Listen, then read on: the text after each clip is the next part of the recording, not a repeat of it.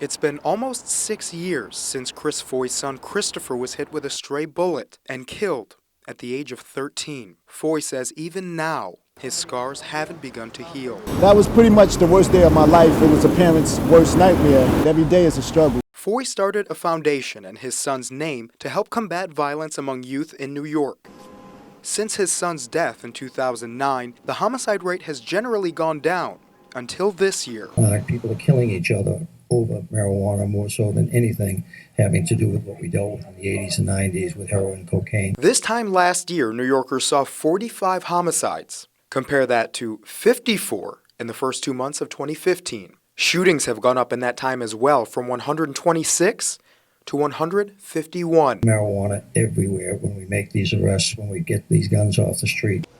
It's disappointing that Commissioner Bratton has tried to make a false link. Cassandra Frederick with the Drug Policy Alliance, a pro-marijuana advocacy group, says there's no evidence to suggest marijuana is a cause or motivation for violent crime. Do you think his statement was politically motivated?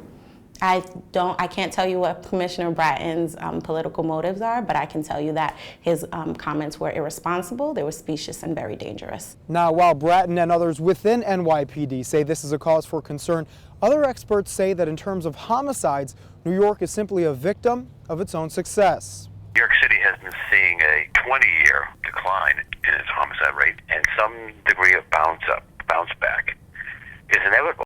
Criminology expert James Allen Fox says New York's homicide rate is relatively low. He doesn't buy Bratton's marijuana explanation. When crime rates get very low, it's hard to maintain that low level. The city is responding to it, I guess, as effectively as it is, but it always can be better. Whatever the reason for the recent spike, Foy will continue to do his part to keep the homicide rate down. And he says he's got a special motivation to succeed. Joe Khalil, Columbia News Tonight.